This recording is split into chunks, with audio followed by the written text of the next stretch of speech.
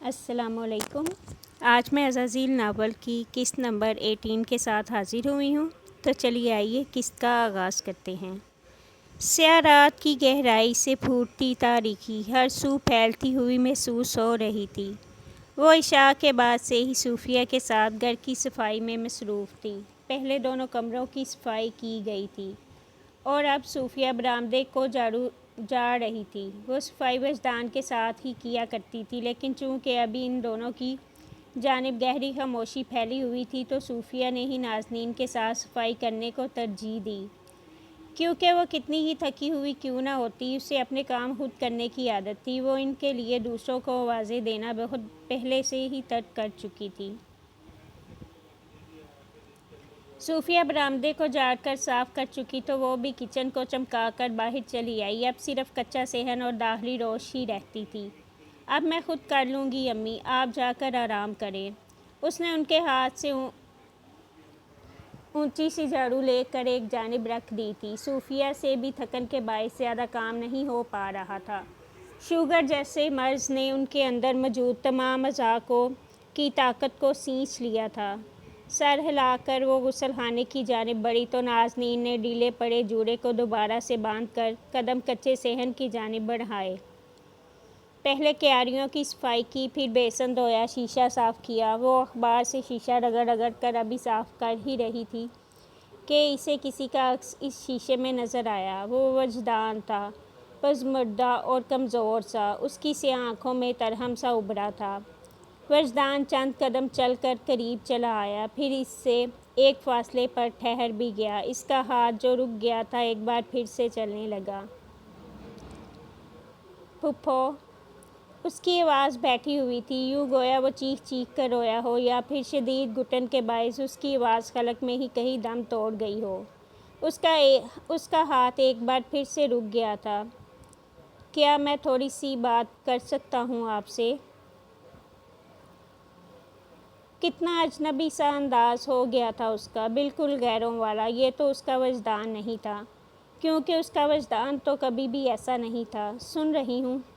Sorry. آنسو ٹوٹ کر رخسار پر بے ساختہ ہی پھسلا۔ نازنین نے گہرا سانس لیا۔ کیا فائدہ اس سب کا اب؟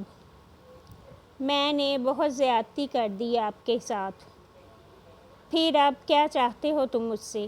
یہی کہ آپ مجھ پر چلائیں، غصہ ہوں مجھ پر، ویسے ہی تکلیف دہ الفاظ کہیں جیسے میں نے آپ کو کہے تھے۔ اس سے کیا ہوگا؟ نازنین کا رد عمل بالکل غیر جانبدار سا تھا۔ اخبار کے گیلے پھٹے ہوئے حصے کو کچرے کے ڈبے میں پھینکتی وہ اس کی جانب اپنا سراپا پھیر چکی تھی۔ اس سے مجھے بھی ویسی ہی تکلیف ہوگی۔ اور پھر؟ اس نے ہاتھ باندھ کر سکون سے استفہامیہ نگاہوں سے اسے دیکھا تھا۔ وجدان کی بصارت گلابی پڑنے لگی۔ اس کی سماعت میں اپنے ہی الفاظ گونجنے لگے تھے۔ کتنی کربناک باتیں کہی تھی اس نے نازنین کو۔ پھر حساب برابر ہو جائے گا۔ انسان کبھی بھی حساب برابر نہیں کر سکتے وجدان۔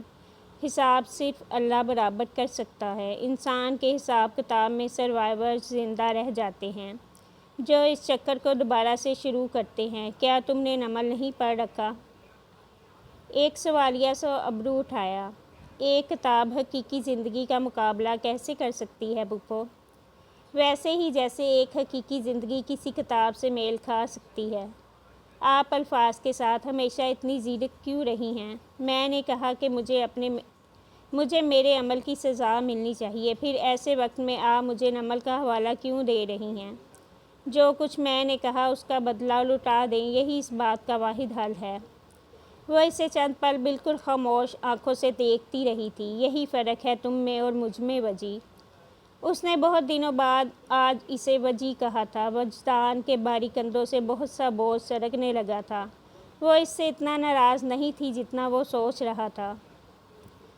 تم چیزوں کو، معاملات کو اور یہاں تک کہ انسانوں کو بھی ایک خاص پیمانے میں تولے رکھتے ہو، جذبات سے خالی ہو کر۔ ایسا تمہاری ذہانت کی وجہ سے ہوتا ہے۔ تمہارے جیسے ذہین لوگ ٹھوس وجوہات اور کاز اینڈ ایفیکٹس پر یقین رکھتے ہیں۔ وہ ریشنل ہوتے ہیں، ہر جذبے سے اوپر اٹھ کر معاملات کو پرکھتے ہیں اور پھر حل تلاشتے ہیں۔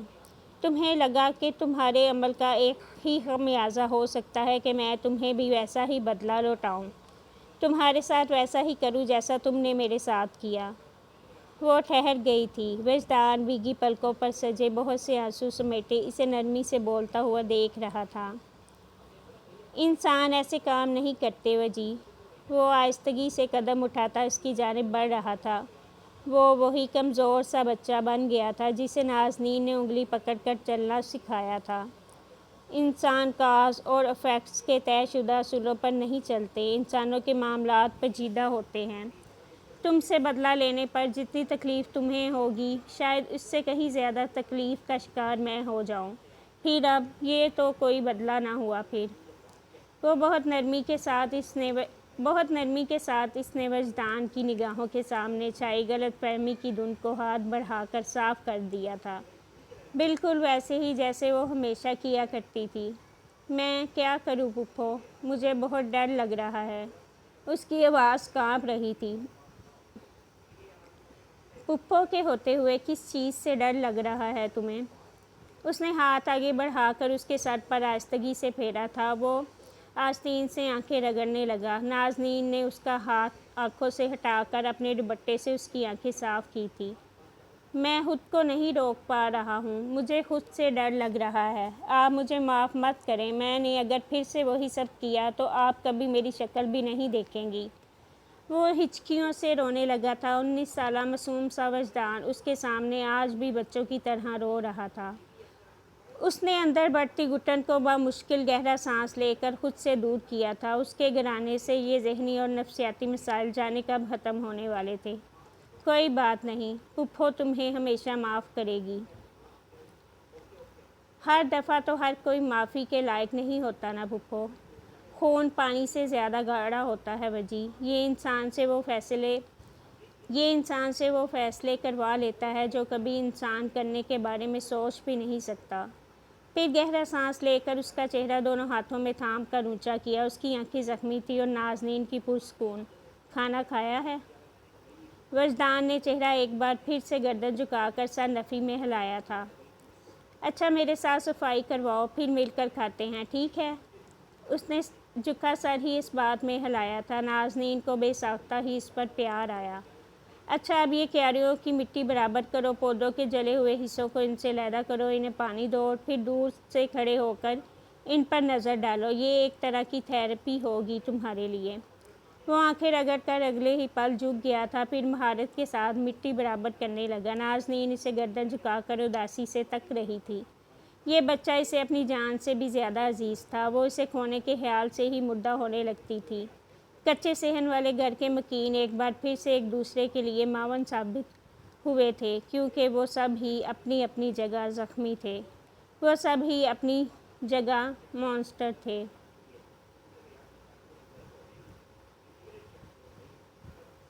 اس نے تالوت کو سہارا دے کر کمرے میں لٹا دیا تھا اور پھر اس کے زخموں کو ٹریٹ کرتا وہ اب فکر مندی سے اسے ہی دیکھ رہا تھا۔ تالوت پہلے سے بوڑھا ہو چکا تھا اور اس بیماری نے اس کی ہمت مزید سینچ کر اسے کھوکھلا سا کر دیا تھا۔ وہ حرم کو معمول سے زیادہ کمزور اور پھیکا سا محسوس ہونے لگا تھا۔ شاید یہ اس کی زندگی بھر کی کڑی جسمانی مشقت ہی تھی کہ جس نے اب تک اسے چلنے پھرنے کے قابل رکھا ہوا تھا۔ حرم نے پٹی کرنے کے بعد ایک طرف سامان رکھا اور پھر پوری طرح سے اس کی جانب متوجہ ہو گیا۔ وہ خاموش نگاہیں لیے چھت کو تک رہا تھا، پھر اس کی سوالیہ سی بے تاب آنکھوں کی جانب دیکھا اور گہرا سانس لیا۔ وہ وقت دور نہیں جب میری ذہنی حالت مزید ابتر ہو جائے، تالوت یہ تک بھول جائے کہ ہتھیار کو استعمال کیسے کرتے ہیں۔ وہ اپنے ساتھ جڑے لوگوں اور ان کی دل کو تسکین پہنچاتی ہر بات فراموش کر دے گا۔ وہ یہ تک بھول جائے گا کہ وہ خود کون تھا۔ وہ وقت دور نہیں حرم۔ اس کی خالی سی اداس آواز در و دیوار سے پلٹ کر واپس آ رہی تھی۔ وہ بالکل خاموش چہرہ لیے اسے بولتا ہوا تک رہا تھا۔ اس نے تالوت کی دائیں آنکھ سے ایک آنسو بہہ کر اس کی کن پٹی میں جذب ہوتے دیکھا تھا۔ تم زیادہ زخمی تو نہیں ہوئے نا؟ اس نے اگلے ہی پل فکر مندی سے پوچھا تو وہ اداسی سے اس کی فکر پر مسکرا کر رہ گیا، پھر آہستہ سے سر نفی میں ہلایا۔ ٹھیک ہوں میں۔ لگی تو ہوگی خیر تمہیں۔ اس کے سیدھے سے جواب پر طالوت نے سمجھ کر سر ہلاتے ہوئے اسے دیکھا تھا۔ ساری زندگی اپنے زخموں کو اندھیرے میں سمیٹنے کا درس دیتے رہنے کے بعد تم دن کی روشنی میں مجھ سے میرے زخموں کی بابت کیسے پوچھ سکتے ہو؟ وہ اس کی بات پر چند لمحے خاموشی سے اسے تکتا رہا تھا، پھر ہولے سے مسکرایا۔ تم جانتے ہو تمہیں کیوں میں نے نازنین کی حفاظت کا اسائنمنٹ دیا ہے؟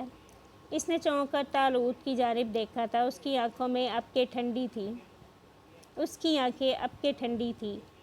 وہ ان آنکھوں میں ابھرتے کسی بھی عکس کو پڑھ نہیں پا رہا تھا۔ کیا اس کی اپنی آنکھیں بھی ایسی ہی دکھتی تھیں؟ کیا واقعی تمہیں محض اس ایک وعدے کے تحت یہ اسائنمنٹ نہیں دیا گیا حرم اوریبی؟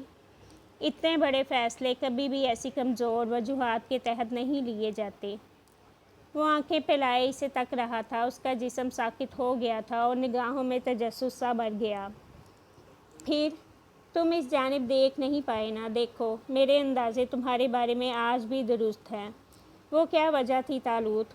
اس کی ساکت پتلیاں ہر جنش سے انکاری ہو گئی تھی۔ وہ محض لب ہلا کر ہی بامشکل استفسار کر پایا تھا۔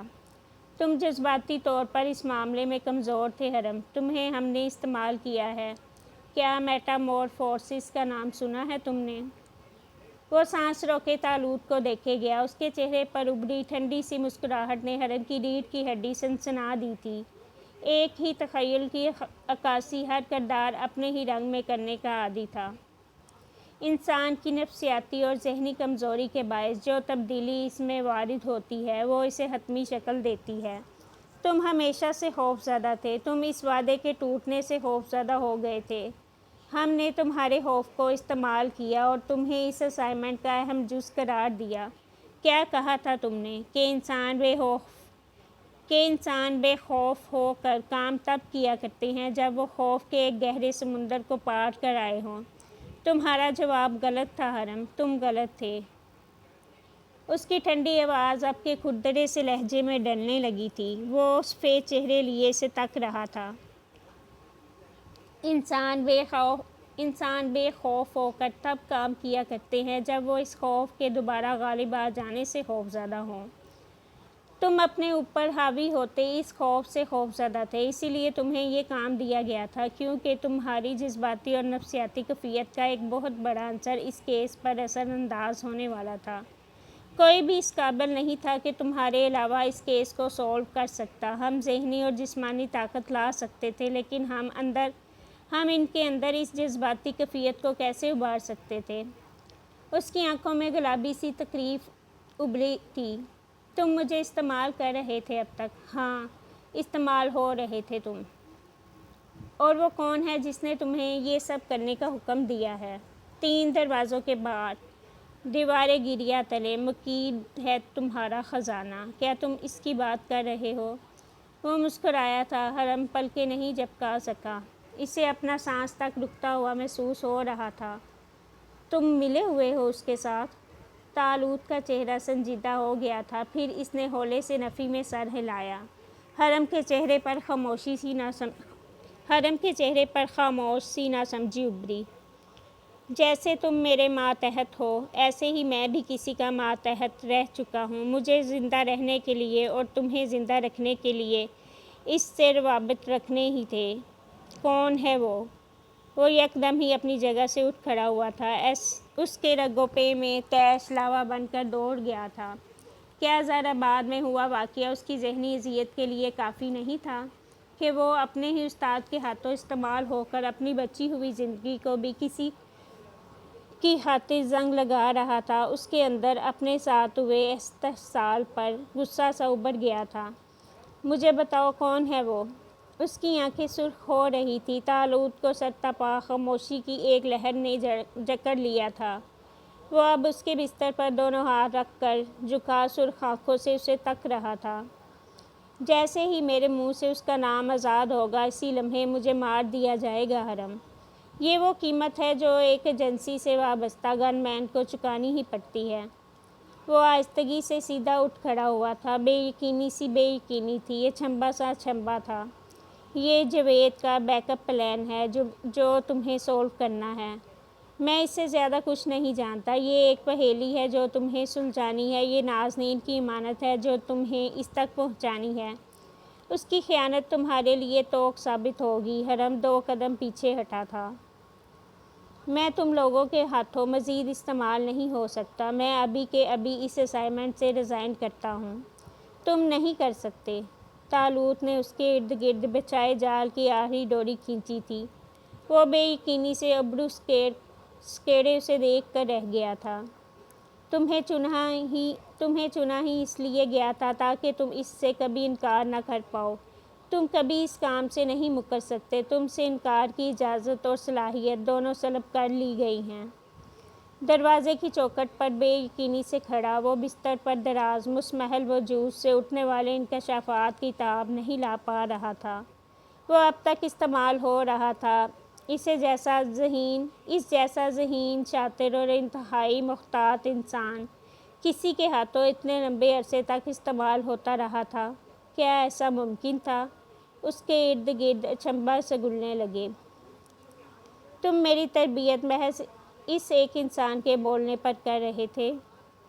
اس کے ارد گرد جکڑ سے چلنے لگے تھے۔ لمحوں میں ہی طالوت کی جانب دیکھتے ہوئے اس نے آہستگی سے کہا تھا، ایسے جیسے وہ خود بھی اس بات پر یقین کرنے سے قاصر تھا۔ یوں گویا وہ نگاہیں کھولے گا تو یہ سب خواب ثابت ہوگا، اور طالوت نے اس کی آہستگی سے ڈیکوڈ کیے پیغام کو سن کر اپنا وجود بمشکل بستر سے اٹھایا تھا۔ نہیں، تم سب ایک جیسے ہو، سب کے سب۔ اس نے اس کی کوئی بھی بات سنے بغیر رخ باہر کی جانب پھیرا تھا اور تیزی سے چوکھٹ پار کرتا بھاگتا ہوا باہر کی جانب بڑھ گیا۔ پیچھے طالوت کے چہرے پر کربناک سے آثار نمودار ہوئے تھے۔ وہ اسے آواز دے کر روکنا چاہتا تھا، لیکن حرم کسی کی بھی بات فی الحال سننے کو تیار نہیں تھا، اور اس کی معاملات کی تہہ تک پہنچ جانے والی عادت سے شاید وہ اب تک اسی لیے بھی خوفزدہ رہا تھا کیونکہ وہ جانتا تھا کہ ایک دن وہ ضرور ان سب باتوں کو یوں ہی کبھی بہت آسانی کے ساتھ سمجھ لے گا۔ لیکن طالوت اسے مزید اندھیرے میں نہیں رکھنا چاہتا تھا۔ وہ خود جلد ہی سب کچھ بھول جانے والا تھا۔ اس کی بیماری اسے کسی قابل نہیں چھوڑنے والی تھی، اور اس سب سے پہلے اس نے حرم کو کچھ اہم باتیں بتانی تھیں۔ بس وہ اہم باتیں اسے اتنی جلدی بتانی پڑ جائیں گی، اس بارے میں طالوت نے کبھی نہیں سوچا تھا۔ اس نے ٹائر چڑچڑا کر گاڑی پلٹنے کی آواز سنی تو آنکھیں بند کر لی۔ اس کا سب سے پیارا شاگرد آج اس سے کھو گیا تھا، کیونکہ وہ اسے دھوکہ دینے کا مرتکب ٹھہرا تھا۔ وہ اس لمحے کے لیے ساری عمر سے خود کو تیار کرتا آیا تھا، لیکن اس ایک لمحے میں اتنی اذیت کا سامنا کرنے کے بارے میں اس نے کبھی خیال بھی نہیں کیا تھا۔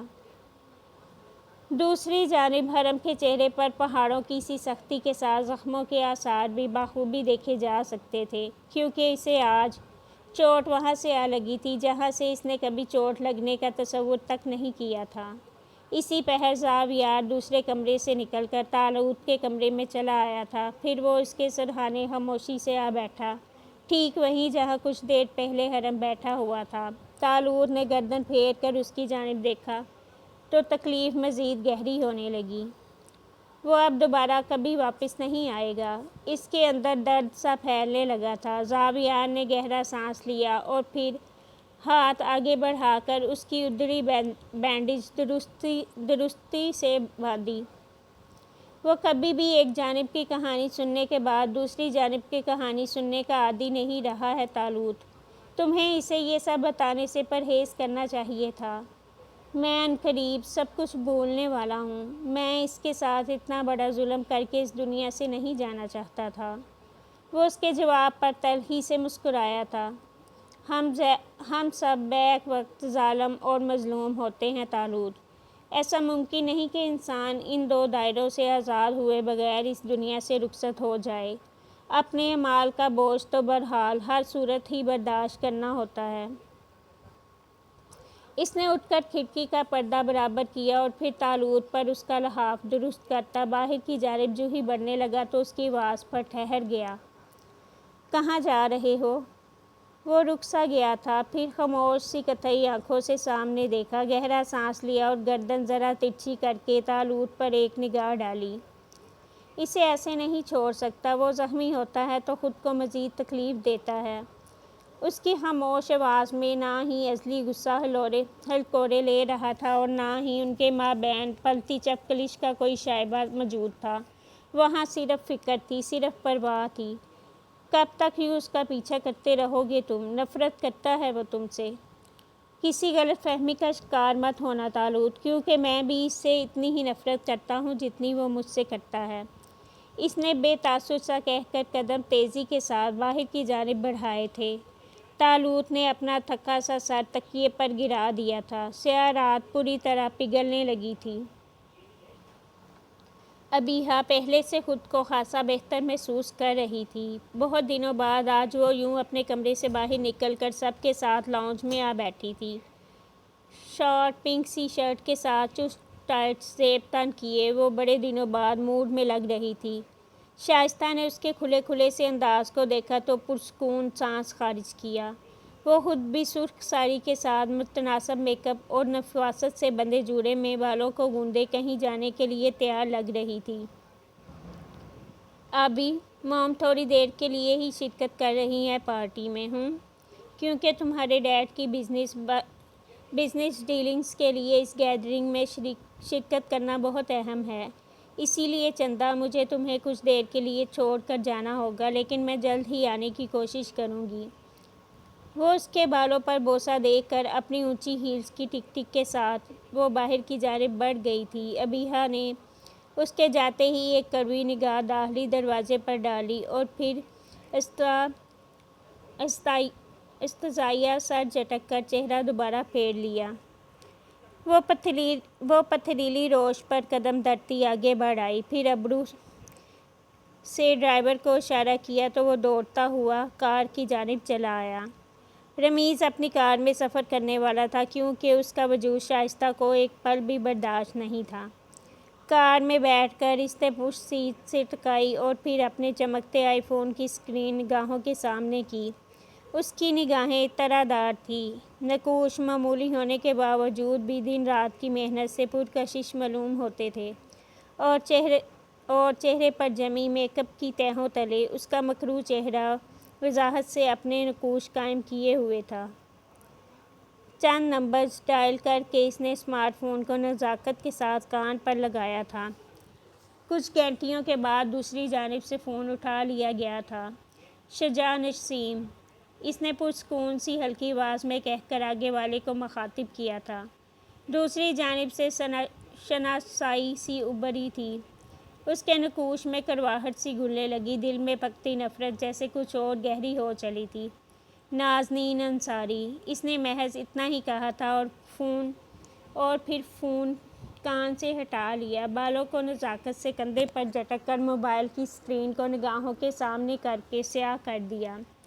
پھر اسے ایک جانب ڈال کر وہ سپاٹ چہرے کے ساتھ کھڑکی سے پار دیکھنے لگی تھی۔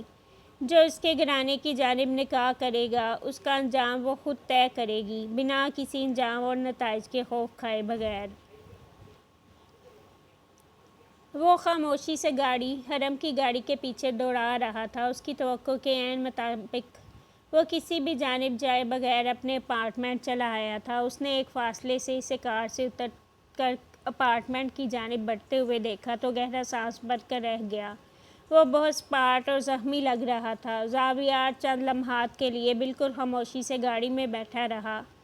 اس کے ہاتھوں نے سامنے اسٹیئرنگ وہیل کو تھام رکھا تھا، لیکن پھر اس نے کچھ لمحات بعد گاڑی واپس موڑ لی۔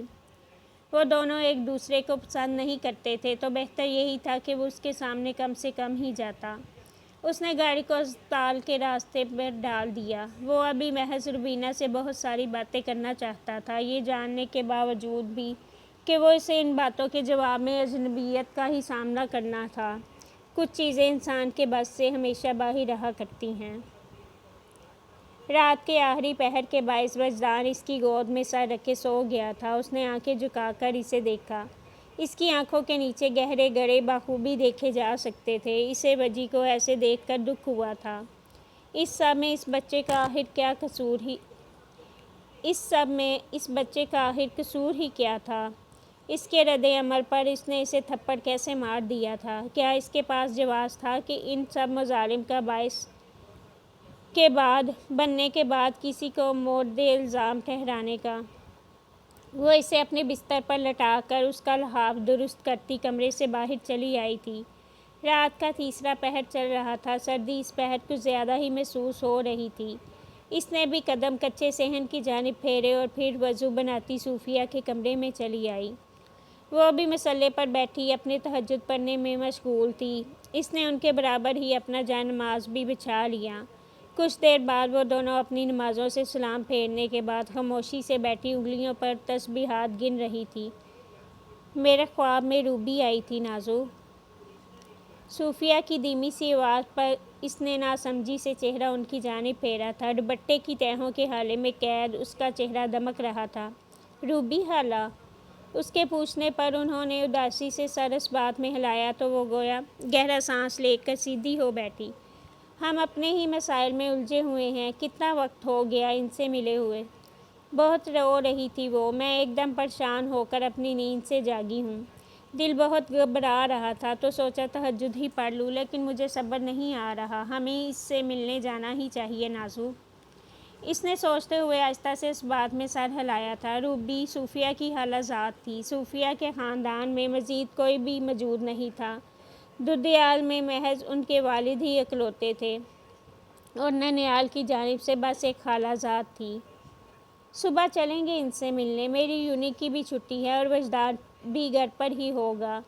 اس نے بیٹھے بیٹھے ہی طے کر لیا تھا۔ اسے اندازہ تھا کہ اس بھری دنیا میں اکیلے رہنے کی اذیت کیا ہوا کرتی ہے۔ صوفیہ نے مسکرا کر سر اس بات میں ہلایا اور پھر چہرے پر ہاتھ پھیرتی جائے نماز سمیٹ کر اٹھ گئی۔ تم کیوں جاگ رہی ہو اب تک؟ اور وجدان سے ہو گئی صلح تمہاری؟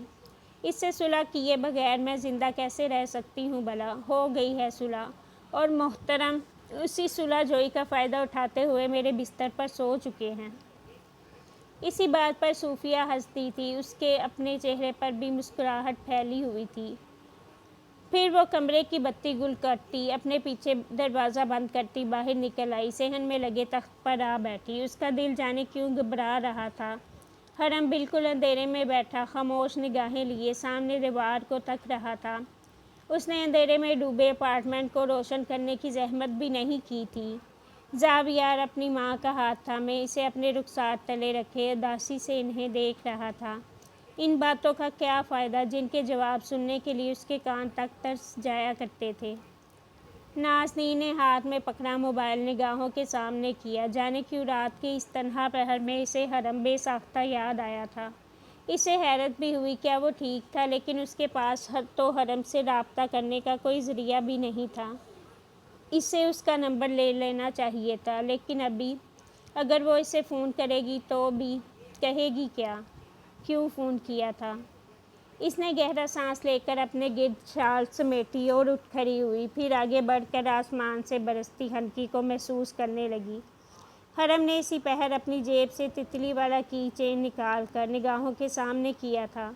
پھر وہ اٹھ کھڑا ہوا۔ آگے بڑھ کر اس نے کی چین کو دراز کے اندر ڈال کر چند پل اسے دیکھتا رہا اور پھر دراز بند کر کے اپنی جیکٹ میں عرصہ قلم نکال کر نگاہوں کے سامنے کیا۔ یہ قلم ایجنسی والوں سے رابطے کا ذریعہ تھا۔ اس نے اسے بھی سائڈ ٹیبل پر پھینکا تو وہ لڑھکتا ہوا نیچے جا گرا۔ وہ اپنا سر دونوں ہاتھوں میں گراتا بیڈ پر بیٹھ گیا تھا۔ سب کچھ دھندلا رہا تھا، ہر عکس، ہر رشتہ اور ہر بھروسہ۔ اگلی صبح احمد اپنی اسٹڈی میں موجود لیپ ٹاپ پر نگاہیں جمائے مظہر کی تمام فائلز کھول کر دیکھتا جا رہا تھا۔ اسے ان فائلز میں موجود ہر ثبوت حذف کرنا تھا۔ اس نے ہاتھ آگے بڑھا کر ٹیبل لیمپ آف کیا تو لمحے بھر کو چونک سا گیا۔ جامنی رنگ کی ایک USB کہاں غائب تھی؟ اسے اچھی طرح یاد تھا کہ ایک USB پرپل کلر کی بھی تھی۔ وہ پریشانی سے آگے جھکا اور پھر دراز میں ہاتھ مارتا ہر چیز کو الٹ پلٹ کر دیکھنے لگا۔ اگلے ہی پل اس نے فون اٹھا کر چند بٹن دبائے اور پھر صبر سے دوسری جانب جاتی گھنٹی کو سنے گیا۔ اگلے ہی پل چوکنا سی آواز اس کی سماعت سے ٹکرائی۔ وہ مظہر کے گھر پر مامور سیکیورٹی اہلکاروں کا مینیجر تھا۔ شاہد، ایک بار دوبارہ مظہر کے کمرے کا اثر نو جائزہ لو۔ ایک USB اسے سامان سے غائب ہے۔ ٹھیک ہے، مجھے چند لمحات کے بعد کال کر کے بتاؤ۔ کوئک۔ اس نے حکم دے کر فون کان سے ہٹایا تھا، پھر جھک کر مزید چیزوں کو ایک تھیلے میں ڈالنے لگا۔ اسے جلد از جلد ان ثبوتوں سے ہاتھ صاف کر ہی لینا چاہیے۔ جلد ہی انسپیکشن ٹیمز ان کی جانب رخ کرنے والی تھی، کیونکہ وہ مظہر کے قریبی ساتھیوں میں شمار ہوتے تھے۔ وہ ابھی اٹھنے ہی لگا تھا کہ اس کا فون بجا۔ اس نے ہاتھ میں پکڑے سامان کو ایک جانب رکھا اور پھر باہر کی جانب بڑھتے ہوئے فون کو سننے لگا۔ ساتھ ساتھ وہ کوٹ کا بٹن بھی بند کر چکا تھا، لیکن اگلے ہی پل اس کے قدم ٹھہر گئے تھے، آنکھیں ناسمجھی سے سکڑ گئی اور اعصاب الرٹ ہو گئے۔ شاہد کا کہنا تھا کہ ایسی کوئی بھی USB کمرے میں موجود نہیں تھی، اور بلا شبہ یہ ایک الارمنگ بات تھی۔ اس کا سیدھا سا مطلب یہی نکلتا تھا کہ کوئی اس کمرے میں بغیر اجازت کے داخل ہوا تھا۔ کیا کمرے میں کوئی داخل ہوا تھا؟ اس نے قدم تیزی سے آگے بڑھاتے ہوئے پوچھا تو شاہد بولا، نہیں سر، ہم پچھلے ایک ہفتے سے یہاں سے ہلے تک نہیں ہیں۔ کوئی بھی ہماری نگاہوں سے بچ کر اوپر کی جانب نہیں جا سکتا۔ اس کی پیشانی پر بال واضح طور پر نظر آنے لگے تھے، کیونکہ شاہد کی جانب سے کی گئی نفی کچھ خوش آئند نہیں تھی۔ میں آ رہا ہوں، مجھے خود چیک کرنا پڑے گا۔ اس نے اپنی کار ریورس کی اور تیزی سے نکال لے گیا۔ کسی ایک چیز کی کمی یا زیادتی محتاط انسان کے لیے عذاب سے کم نہیں ہوا کرتی تھی۔ حرم اپنے اپارٹمنٹ میں سو رہا تھا۔ سارنگ نے اس کے سر پر پہنچ کر اس سے کمبل ہٹایا تو وہ کسمسایا۔ سارنگ کے پاس اس کے اپارٹمنٹ کی ڈپلیکیٹ چابیاں موجود تھیں، جبھی وہ دندناتا ہوا اندر چلا آیا تھا۔ کل رات سے فون کر رہا ہوں تمہیں، لیکن مجال ہے کہ تم کسی ایک بھی کال کا جواب دے دو۔ اس نے کمبل کھینچ کر اس سے اتارا تھا۔ حرم پھر بھی اپنی جگہ سے نہیں ہلا۔ اٹھ جاؤ، میں نے کچھ اہم فائلز دکھانی ہے تمہیں۔ اس نے کچن کی جانب آستینے چڑھا کر بڑھتے ہوئے کہا تو حرم بھی خاموشی سے اٹھ گیا۔ پھر چہرے پر چھینٹے مار کر فریش ہوتا باہر نکل آیا۔ اسی خاموشی کے ساتھ آگے بڑھ کر کچن میں ٹیبل کے گرد لگی کرسی کھینچ کر بیٹھ گیا۔ سارنگ مستقل بولتا ہوا چائے کا پانی چڑھا کر اب ناشتہ بنا رہا تھا۔ اس کی جانب سے جب کوئی جواب موصول نہیں ہوا تو وہ یوں ہی گردن پھیر کر اسے دیکھے گیا۔ تمہیں کیا ہوا؟ دیوداس کیوں بنے ہوئے ہو؟ تم مجھے ناشتہ دے رہے ہو یا میں دوبارہ سونے چلا جاؤں؟ اس نے ابرو اٹھا کر اس انداز سے پوچھا تھا کہ وہ ٹھٹکے بغیر نہ رہ سکا۔ پھر ابرو سکیڑ کر اسے دیکھا۔ اس صبح وہ اسے بالکل مختلف لگ رہا تھا۔ کہاں تھے کل رات تم؟ اپارٹمنٹ میں۔ کیا کر رہے تھے؟ سو رہا تھا۔ کیوں؟ اس نے جھنجھلا کر اسے دیکھا۔ کیوں سوتے ہیں؟ نیند کی وجہ سے سوتے ہیں، لیکن تمہیں تو کبھی ایسے بلا وجہ نیند نہیں آتی۔ کوئی مسئلہ ہے کیا؟ اس نے سنہری آملیٹ کو فرائی پین میں الٹایا تھا۔ کوئی مسئلہ نہیں۔ لڑکی کا چکر ہے کیا؟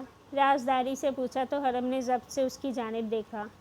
اور کوئی فضولیات باقی رہ گئی ہیں تو وہ بھی کہہ دو۔ بھڑک کیوں رہے ہو؟ ہم دوست ہیں، تم مجھے بتا سکتے ہو۔ ضروری نہیں کہ ہم ہر وقت لاشوں اور قاتلوں کے بارے میں ہی باتیں کریں۔ ہم ایسے اچھے موضوعات پر بھی باہمی گفتگو کر سکتے ہیں، لیکن مجھے تم سے ایسے کسی بھی اچھے موضوع پر کوئی گفتگو نہیں کرنی۔ اس کے ٹکے سے جواب پر سارنگ کا حلق تک کڑوا ہو گیا تھا۔ برا سا منہ بنا کر اسے دیکھا۔ بھاڑ میں جاؤ۔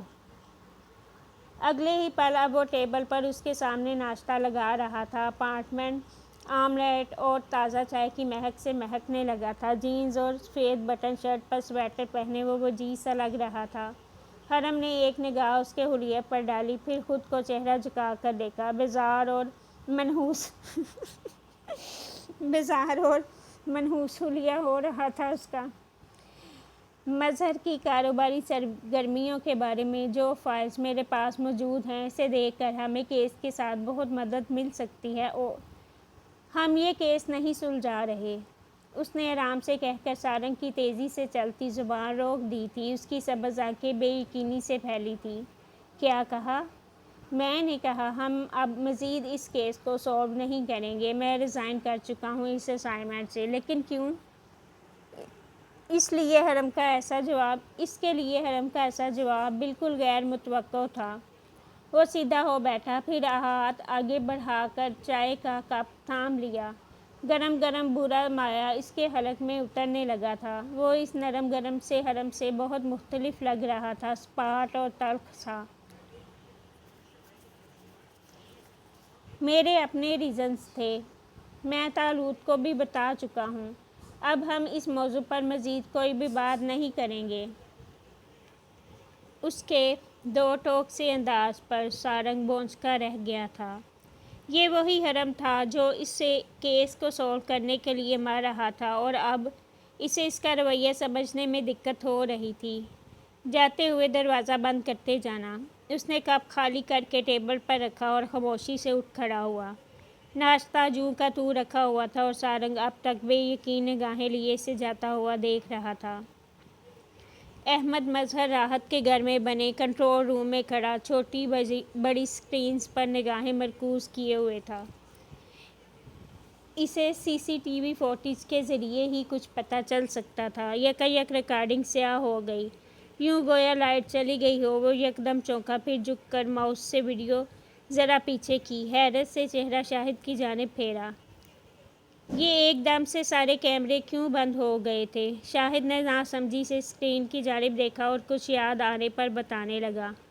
پاور ہاؤس میں 10 منٹ کے لیے کچھ مسئلہ ہو گیا تھا، اسی لیے سب کیمرے بند ہو گئے تھے، اور احمد ساکت سا سیدھا ہو چکا تھا۔ اس کے لب اد کھلے تھے اور نگاہیں لمحے بھر کے لیے جنش کرنا بھول گئی تھی۔ مس ڈائریکٹ کیا گیا ہے تم سب کو۔ کوئی گھر میں داخل ہو کر لے جا چکا ہے وہ یو ایس بی۔ اس نے پیشانی مسلتے ہوئے قدم باہر کی جانب پھیرے تھے۔ اس کے شک پر مہر ثبت ہو چکی، اس کے شک پر مہر ثبت ہوتی جا رہی تھی۔ کوئی یقیناً ان کے پیچھے تھا، اور وہ جو کوئی بھی تھا کسی سائے سے بھی زیادہ خاموش اور خطرناک تھا۔ اس نے کار ریورس کی اور پھر رمیز کے آفس کی جانب بڑھنے لگا۔ صبح وہ حسب عادت وجدان کو ناشتے کا درس دیتی اپنی چائے حلق میں انڈھیل رہی تھی۔ کوہر برساتی صبح میں ہلکی دھوپ کی تمازت کے باعث بہت کم محسوس ہونے لگی تھی۔ وہ صوفیہ کے ساتھ دروازے کی جانب بڑھنے لگی تو ایک بار پھر سے دوپٹہ کندھوں پر درست کرتی وجدان کو دروازہ ٹھیک سے بند کرنے کی نصیحت کرنے لگی۔ وہ جو اس کی مستقل نصیحتوں پر جھنجھلا رہا تھا، آخر میں ہنس پڑا۔ پھپھو، میں چھوٹا بچہ ہرگز نہیں ہوں۔ مجھے پتہ ہے کہ دروازہ بند کر کے رکھنا میری اپنی حفاظت کے لیے بہت اہم ہے۔ اب آپ جا سکتی ہیں دادی کے ساتھ، کیونکہ آپ لوگوں کو دیر ہو رہی ہے۔ بائے۔ اس نے اگلے ہی پل کمرے کا دروازہ اپنے پیچھے بند کیا تو نازنین جو اسے کچھ کہنے لگی تھی ٹھہر گئی۔ اد کھلے لب بند کر کے ہفکی سے بند دروازے کی جانب دیکھا۔ بدتمیز نہ ہو تو۔ سر جھٹک کر کندھے پر بیگ ٹانگے صوفیہ کے ساتھ آگے بڑھ آئی۔ سی گرین رنگ کے نفیس سے لباس میں ملبوس، بالوں کو فرنچ میں گوندے، وہ ہمیشہ کی طرح لگ رہی تھی، صاف، پرکشش اور خوبصورت۔ ٹیکسی میں بیٹھ کر وہ اپنی منزل کی جانب رواں تھی۔ گاڑی کل یا پرسوں تک ٹھیک ہو کر واپس اس کی زندگی کا حصہ بننے والی تھی۔ وہ جاوید کی گاڑی تھی جو اسے اپنی جان سے بھی زیادہ عزیز تھی، اور سچ تو یہ تھا کہ وہ اس گاڑی کو تبدیل کرنے کی سخت رکھتی بھی نہیں تھی۔ اس کے پاس مہینہ نکالنے کے پیسے ہی بامشکل ہوا کرتے تھے، کجا یہ کہ وہ اس قسم کی آسائشوں کی جانب نگاہ کرتی۔ گہرا سانس لے کر اس نے ٹیکسی کو ہسپتال کے باہر رکتے دیکھا تو دروازہ کھول کر باہر نکل آئی۔ خنک ہوا کے باعث اس کے چہرے کے اطراف میں گری باریک لٹیں لمحے بھر کو لہرائی تھیں۔ اس نے مخروطی انگلیوں سے ان لٹوں سے خود کو اور چہرہ آزاد کیا اور پھر صوفیہ کے ساتھ آگے بڑھ آئی۔ وہ مینٹل ہاسپٹل تھا۔ یہاں پر مختلف وارڈز موجود تھے جن میں ذہنی ہم آہنگی اور بیماریوں کی یکسانیت کے مطابق مریضوں کو جگہ فراہم کی گئی تھی۔ وہ بھی ریسیپشن سے مریض کے مطابق معلومات حاصل کرنے کے بعد آگے بڑھ آئی تھی۔ وہ روبی کی متعلق جانتے تھے، لیکن ہر 6 مہینے بعد اس کی ذہنی حالت کے باعث انہیں ایک مختلف روم میں منتقل کیا جاتا تھا۔ صوفیہ نے دروازہ دھکیلا تو لمحے بھر کو ٹھہر سی گئی۔ روبینہ سامنے دیوار کو تک رہی تھی، منہ کی ایک جانب سے تھوک نکل کر کپڑوں پر گر رہا تھا، اور ملگجے سے لباس میں وہ اپنی ذہنی ابتری کا پتہ دیتی تھی۔ اس کے لمبے بال کاٹ دیے گئے تھے اور جسم پہلے سے بھی زیادہ لرزش کا شکار لگتا تھا۔ دونوں نے ایک ٹھنڈی سی آہ بھری تھی۔ دن بہ دن روبینہ کی حالت پہلے سے مختلف ہوتی جا رہی تھی۔ وہ آگے بڑھ آئی۔ روبینہ غیر متوقع طور پر صوفیہ کو پہچانتی تھی، بس صوفیہ کو ہی۔ اس کی ذہنی سلیٹ سے باقی ہر رشتہ گویا مٹ چکا تھا۔ وہ پیچھے صوفے پر آ بیٹھی، پھر یوں ہی گردن ترچھی کیے روبینہ اور صوفیہ کو گلے لگ کر باتیں کرتا دیکھتی رہی۔ اسی پہر روم کا دروازہ کھول کر کوئی اندر داخل ہوا تھا۔ اس نے یوں ہی چہرہ پھیر کر دیکھا اور ساکت رہ گئی۔ زاویار بھی دروازے کے درمیان ہی جم سا گیا۔ اس کی نگاہیں نازنین سے صوفیہ کی جانب پھسلی تھی، قطعی آنکھوں میں ناسمجھی سی پھیل گئی۔ کچھ ہی پل بعد وہ نازنین کے ساتھ ہسپتال کی ٹھنڈی اور فنائل سے مہکتی راہداری میں براجمان تھا، بالکل خاموشی کے ساتھ۔ ماں اکثر اپنی ایک خالہ زاد کا ذکر کیا کرتی تھی، جو شہر میں اپنے امیر شوہر کے ساتھ ایک خوشگوار زندگی گزار رہی تھی۔ مجھے اندازہ نہیں تھا کہ وہ آپ کی امی ہوں گی، اس نے کہہ کر روم کے بند دروازے کو دیکھا تھا۔ نازنین گردن اس کی جانب گھمائے، چہرہ ہتھیلی پر ٹکائے، آنکھوں میں ڈیر و فکر لیے اسے ہی دیکھ رہی تھی۔ ہم نے اتنے سال تمہیں روبینہ خالہ کے پاس نہیں دیکھا تو ہم سمجھے کہ تم بھی اپنے بابا کی طرح انہیں چھوڑ کر جا چکے ہو۔ اس نے سہولت کے ساتھ نازنین کا ہچکچاتا سا جملہ مکمل کیا تھا۔ نازنین کے رخسار اس کی صاف گوئی پر گلابی ہوئے تھے۔ وہ کھنکھار کر سیدھی ہو بیٹھی۔ آپ کیوں شرمندہ ہو رہی ہیں؟ یہی حقیقت ہے۔ آئی ایم سوری، اس نے آہستہ سے کہا تھا۔ زاویار نے چہرہ اس کی جانب پھیرا۔ سفید ٹی شرٹ پر بھوری جیکٹ پہنے، بالوں کو پیچھے جمائے وہ فریش سا لگ رہا تھا۔ آپ کا یہاں کیسے آنا ہوا؟ امی کو روبی خالہ یاد آ رہی تھی، اسی لیے بس۔ خیر تم یونی کیوں نہیں آ رہے 2-3 دن سے؟ اس نے نگاہیں ایک بار پھر سے اس کی جانب پھیری تھی۔ زاویار اس کی اجنبی سی مختلف سی ٹون پر لمحے بھر کو مسکرایا تھا۔ وہ نرم ہو کر اور بھی خوبصورت لگتی تھی، اور جب وہ فکر مند آنکھیں پھیلائے ڈانٹتی تھی تو تب تو اس نے اگلے ہی پل خیال جھٹکا تھا، امی کی طبیعت ٹھیک نہیں تھی تو اسی لیے میں نہیں آ سکا۔ اوہ، وہ چپ سی ہو گئی تھی۔ جتنا لاس ہو گیا ہے پڑھائی کا وہ سب نوٹس لے لینا مجھ سے۔ مجھے امید ہے کہ تم جلد ہی کور کر کے CSS کی تیاری کے لیے اپنی کمر کس لو گے۔ CSS؟ اس نے ناسمجھی سے زیر لب دہرایا تھا۔ نازنین نے اس کی جانب دیکھا۔ کیا تم CSS کی تیاری کے لیے یہ کلاسز نہیں لے رہے؟ اسے بے پناہ حیرت ہوئی تھی اور وہ بے ساختہ ہی ہنس دیا تھا۔ آپ کو نہیں لگتا کہ میں CSS کے لیے کچھ بڑا ہوں؟ کیا مطلب کچھ بڑے ہو؟ آپ کسی بھی عمر میں اپنے خوابوں کی تعمیر کے لیے متحرک ہو سکتے ہیں۔ وہ مسکرایا۔ میڈم میں نے کب کہا کہ CSS جیسی بکواس ڈیزگریشن میرا خواب ہے؟ بکواس؟ نازنین نے اس کے انداز پر ایک تادیبی ابرو اٹھا کر اسے دیکھا تھا۔ وہ سیدھا ہو گیا، پھر اس کی جانب اپنا سراپا پھینک کر سمجھانے لگا۔ مجھے CSS نہیں کرنا۔ پھر کیا کرنا ہے؟ وہ لمحے بھر کو ٹھہر سا گیا تھا۔ اس کی سیاسی سوالیہ آنکھیں اس کی پسندیدہ آنکھیں بنتی جا رہی تھیں۔ اپنے باپ کو ڈھونڈ کر قتل کرنا ہے، حرم سے اپنا بدلہ لینا ہے، ضربات پر عذاب اتارنے والوں پر عذاب اتارنا ہے، اپنی ماں کو لے کر اس دنیا سے کہیں بہت دور چلے جانا ہے۔ لیکن وہ ان میں سے کوئی بھی بات اسے نہیں بتا سکا۔ وہ اسے یہ سب کیسے بتا سکتا تھا؟ میں بس امی کے ساتھ پرسکون زندگی گزارنا چاہتا ہوں۔ پرسکون زندگی کے لیے ایک مستحکم جاب کا ہونا بہت ضروری ہے۔ میں جاب کرتا ہوں، اس نے آہستہ سے کہا تھا۔ نازنین نے ابرو سکیڑے۔ کیسی جاب؟ میں ایک ایجنسی میں ٹرینر ہوں۔ ٹرینر؟ اس نے سوالیہ سا دہرایا تھا، یوں گویا اسے مزید وضاحت درکار تھی۔ اس نے گہرا سانس لیا اور پھر اسے سمجھانے لگا۔ میں فائٹنگ ٹرینر ہوں۔ ایجنسی میں واقع فائٹنگ کا ڈپارٹمنٹ میرے انڈر کام کرتا ہے۔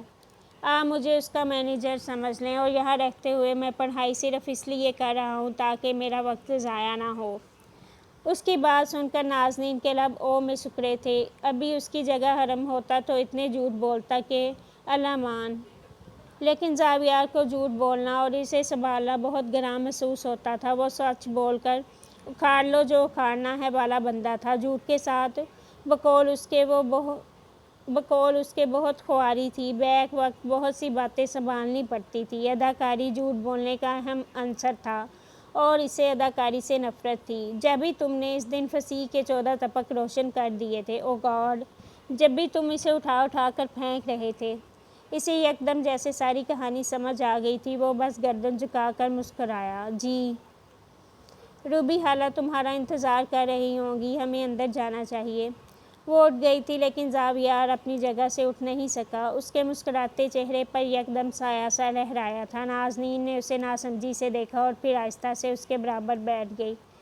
کیا تم انہیں یاد نہیں ہو؟ ایک شخص سا گزرا تھا، اسے ساتھ براجمان لڑکے نے جھکا سر اس بات میں ہلایا تھا، پھر چہرہ اٹھا کر اسے دیکھا۔ میں انہیں یاد نہیں ہوں۔ شناخت سے کچھ ٹوٹا تھا۔ نازنین کی آنکھوں میں یکدم بہت سی نمی گھلی۔ ایک ماں اپنے بیٹے کو بھول گئی تھی اور ایک بیٹا اپنی ماں کی یادداشت کے لیے ہر روز تڑپ کر سوتا ہوگا۔ اس کے آس پاس بہت تکلیف پھیل گئی تھی۔ کب سے یاد نہیں انہیں؟ اسے اپنے حلق میں کچھ اٹکتا ہوا محسوس ہو رہا تھا۔ پچھلے 5 سالوں سے۔ وہ اٹھ کھڑا ہوا تھا۔ یہ موضوع اس کے لیے تکلیف اور کمزوری کا باعث تھا اور انسانوں کے سامنے کمزور پڑنا زاویار سلطان نے سیکھا ہی نہیں تھا۔ وہ بھی اٹھ کھڑی ہوئی تھی، پھر اس کے مقابل آ گئی، ہلکا سا مسکرائی۔ ہر وہ بچہ قابل فخر ہے جو اس بڑی دنیا میں کسی بھی نفسیاتی تکلیف یا اپنے سے جڑے کسی انسان کی نفسیاتی ابتری پر صبر کے ساتھ زندہ رہ رہا ہو، زندہ رہنا جانتا ہو۔ تم ایک بہادر لڑکے ہو۔ وہ اداسی سے مسکرایا تھا، پھر اس بات میں سر ہلا کر گویا اس کی جانب سے تعریفی پیغام قبول کر لیا۔ راہداری کی ہنڈی میں یکدم کسی کی نرم مسکراہٹ کی تمازت کھلنے لگی تھی، اور وہ ایسی مسکراہٹ تھی کہ اس کے سامنے بدلہ لینے، قتل کرنے اور کسی بھی ایسے ارادے کا وجود دھول بنتا محسوس ہو رہا تھا۔ وہ ان سیاہ آنکھوں کی سیاہی کو اپنی زندگی کی روشنی تصور کرنے لگا تھا، کیونکہ کچھ سیاہیاں روشنی کی راہ ہوا کرتی ہیں۔ اس نے اپنے پیچھے کمرے کا دروازہ بند کر دیا تھا، پھر دروازے سے لگ کر تب تک کھڑا رہا جب تک نازنین اور صوفیہ گھر سے باہر نہیں نکل گئی۔ وہ دروازے کو بدستور مقفل چھوڑے آگے بڑھ آیا تھا، پھر واش روم کا دروازہ دھکیلا۔ چند لمحات کے لیے خود کو سامنے لگے آئینے میں دیکھتا رہا۔ اس کی سیاہ آنکھیں معمول سے زیادہ سیاہی کا مظاہرہ کر رہی تھیں۔ اس نے آگے بڑھ کر اپنی شرٹ گردن سے ذرا سرکائی۔ گردن سے ذرا نیچے لگا زخم واضح ہو گیا۔ یہ وہ زخم تھا جو ان لڑکوں نے اسے دیا تھا۔ اسے اس زخم کے اوپر چڑھی بدنما سی کھال کو دیکھ کر نازنین کا ہر زخم یاد آنے لگا تھا۔ پھپھو نے اس کے لیے اپنی زندگی تیاگ دی تھی۔ پھپھو نے محض اس کے لیے اپنی خوشیوں سے باخوشی ہاتھ اٹھا لیا تھا۔ وہ خود زخمی ہونے کے باوجود بھی صرف اسے دنیا کے سرد و گرم سے بچانے کے لیے ڈٹ کر کھڑی رہی تھی۔ وہ اس کے لیے تھک جانے کے بعد بھی نہیں تھکتی تھی۔ ہاں، وہ ایک ایسی جرأت مند اور بہادر لڑکی تھی، اس کی پھپھو، اس کی نازنین، جس کے بھائی نے اسے بہت سے درندوں کے درمیان زندہ رہنے کے لیے چھوڑ دیا تھا، جسے اس کے اپنے خاندان والوں نے گھر سے نکال باہر کیا تھا، جو اپنی ہی چار دیواری کے درمیان نقب زنی کا شکار ہوئی تھی۔ اس کی سیاہ آنکھوں میں گلابی نمی سی اترنے لگی تھی۔ کیا وہ اسے ایک بار پھر سے تنہا کرنے جا رہا تھا؟ کیا وہ ایسا کر سکتا تھا؟ کیا اس کے پاس یہ کرنے کا جواز باقی رہ گیا تھا؟ کیا اس نے خود سے عہد نہیں باندھا تھا، سب سے الگ اور مضبوط ساتھی کا عہد؟ وہ اسے کبھی تنہا نہیں کرے گا، کسی محاذ، کسی میدان اور کسی جنگ میں بھی۔ پھر وہ یہ عہد کیسے بھول گیا تھا؟ کیا وہ بھی اپنے باپ کا عکس بنتا جا رہا تھا؟ کیا واقعی وہ طلحہ کا بیٹا ثابت ہونے والا تھا؟ تو پھر اس ریاضت کا کیا جو پھپھو نے اس کے ساتھ رواں رکھی تھی؟ اس تربیت کا کیا جو اس کی تاریکیوں کو عنقا کرنے کے لیے اس پر نچھاور کی گئی تھی؟ اس نے اپنے چہرے کے ایک حصے پر ہاتھ رکھا تھا، یوں کہ اس کا دایاں حصہ واضح ہو جاتا اور بایاں چھپ جاتا۔ اس نظر آتے حصے میں تاریکیاں عیاں ہونے لگی تھیں، غصہ، نفرت، کفر، انکار، بغاوت۔ پھر اس نے وہی ہاتھ اپنے چہرے کے دوسرے حصے پر رکھا۔ یہ حصہ زخمی تھا، کمزور، اذیت ناک اور تکلیف کے زیر اثر۔ وہ انہی دو حصوں کا مجموعہ تھا، وہ اچھائی اور برائی کا عکس تھا، اس کے اندر کی سیاہیاں روشنیوں سے مطابقت رکھتی تھی۔ اس نے قدم پیچھے کی جانب پھیرے، وہ طلحہ نہیں بن سکتا تھا، وہ رمیز نہیں بن سکتا تھا، اسے آدم رہنا تھا، اسے مبین رہنا تھا، اسے جاوید رہنا تھا، اسے ابلیس نہیں بننا تھا، اسے عزازیل رہنا تھا۔ وہ تیزی کے ساتھ گھر سے باہر نکل آیا تھا، پھر دروازہ درستگی سے بند کر کے آگے بڑھ آیا۔ اب کہ اس نے چہرے پر سیاہ ہوڈ گرا رکھا تھا، جیبوں میں ہاتھ ڈالے، گردن جھکائے، وہ اسی جانب پہچان، اسی سمت کی جانب قدم اٹھا رہا تھا، اسی سمت جس سمت پر راستہ جایا کرتا تھا۔ پھر کچھ گلیوں کا سفر طے کر کے وہ ایک سفید ستونوں سے آراستہ گنبد والی عمارت کے سامنے آ کھڑا ہوا تھا۔ چہرہ اٹھا کر آسمان سے ترچھی ہو کر گرتی ٹھنڈی سی دھوپ اس کے چہرے پر نرمی سے آ لگی تھی، اس کی سیاہ آنکھیں روشن نظر آنے لگی تھی، ہر جانب ننھے زروں کی سنہری سی زردی تحلیل ہونے لگی تھی۔